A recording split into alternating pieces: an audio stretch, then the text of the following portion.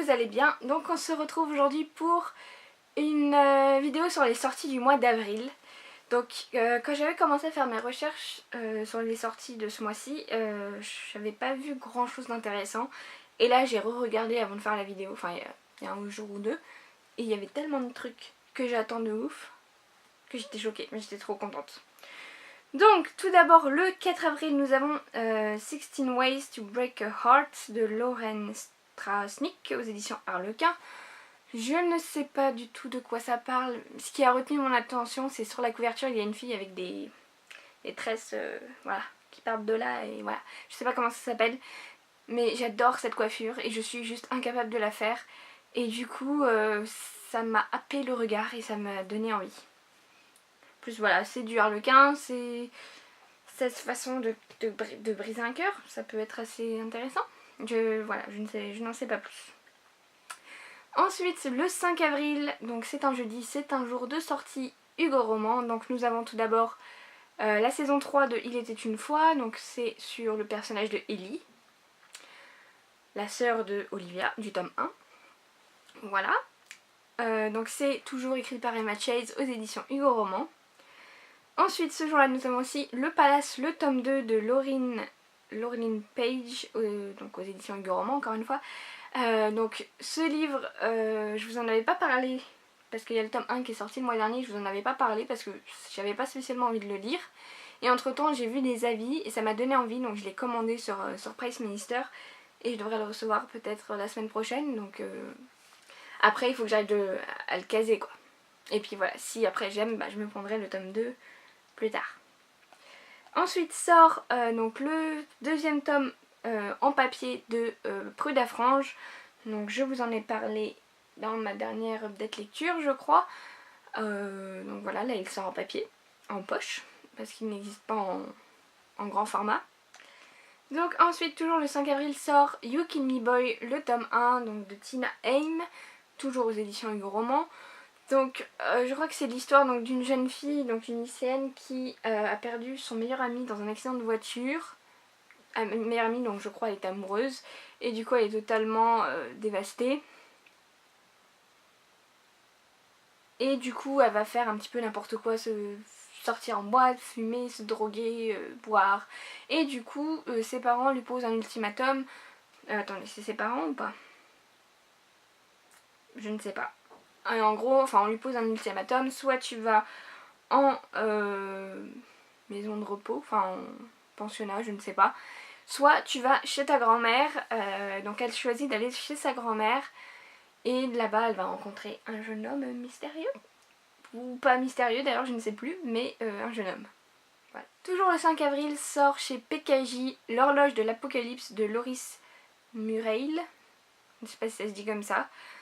Donc je crois, je ne sais plus exactement de quoi ça parle, mais il y a un rapport avec les conneries que Trump peut faire. Voilà. Bah, du coup ce qui pourrait déclencher un peu une guerre ou je ne sais quoi et du coup mener à l'apocalypse. Je ne sais plus exactement, mais ça avait l'air très intéressant quand même. Donc en plus comme j'aime généralement bien ce que fait PKJ, je pense que je vais aimer. Donc je me le prendrai. Ensuite le 11 avril sort Covenant, le tome 2 de Jennifer L. Armentwood aux éditions J'ai lu. Donc je n'ai pas lu le tome 1, il est dans ma wishlist Amazon, je pense que je vais très prochainement me le commander et le lire. Parce que là voilà, le fait qu'il y ait le tome 2 ça me booste un petit peu. Ensuite toujours le 11 avril sort Utricia, le tome 2 de Morgan Pride aux éditions Rainbow. Donc le premier tome, je vous en avais parlé je crois dans ma première update lecture, c'est vraiment le premier livre que j'ai lu après avoir lu les Nils, qui ont été les livres qui m'ont redonné goût à la lecture. Et j'avais vraiment adoré, donc en plus on n'entend pas spécialement parler de cette autrice qui est une youtubeuse d'ailleurs qui fait des vidéos sur l'écriture et aussi sur la lecture. Et j'avais vraiment adoré cette histoire et j'avais tellement hâte de lire le tome 2, je pense que voilà, le jour même je vais aller me l'acheter et enfin je sais pas s'il sera disponible facilement autre que sur Amazon vu que c'est pas une maison d'édition très connue ni une autrice très connue. Mais voilà, je vais le lire très rapidement je pense. Toujours le 11 avril sort À l'ombre des villages de Valérie Dion aux éditions ADA, je crois. Je crois que ça se dit comme ça. Alors en fait, ça va être une histoire qui se passe dans un petit village où il y a des disparitions et une journaliste va venir enquêter. Et je crois qu'il y a enfin voilà, des histoires de magie aussi, et on peut voir sur la couverture qu'il y a une espèce de croix en cercle, et je me demande si c'est pas un truc celtique ça. Donc ça m'intéresse quand même pas mal. J'aime bien tout ce qui est un petit peu mythe scandinave bien sûr, et celtique aussi, et avec de la magie je pense que ça peut être intéressant. Toujours le 11 avril sort BOA, le tome 1 qui s'appelle Loterie funeste de Magali Laurent aux éditions Mortagne. Alors, je vais essayer un petit peu de vous parler du résumé, mais ça a l'air un petit peu compliqué.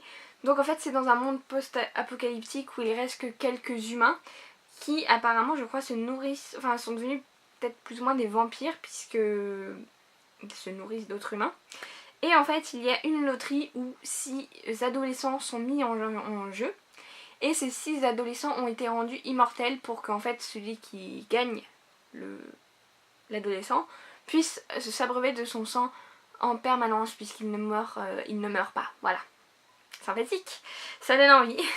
Non franchement ça a l'air vraiment un peu glauque mais sympa. Enfin ça donne envie quoi. Sympa non c'est pas le terme mais ça donne envie. Et ensuite donc ça je ne suis pas sûre que ce soit vraiment la bonne sortie. J'ai vu sur Booknote qu'il y avait marqué 11 avril, mais sur Amazon il y a pas, ça marque au mois de mai, donc j'ai aucune idée de quand ça va sortir.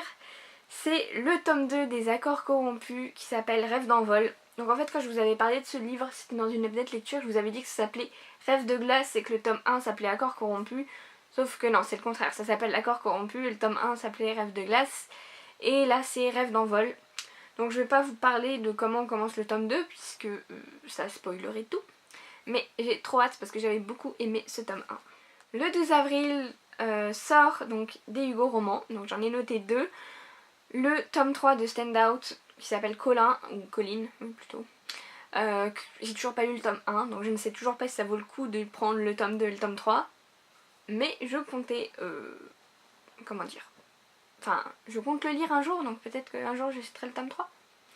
Et ensuite sort le tome 2 de Dark and Dangerous Love de Molly Knight aux éditions Hugo Roman. Et je sais pas si je vais y arriver. Je me suis acheté le tome 1, voilà, que je vais commencer ce soir. Voilà, j'ai trop hâte.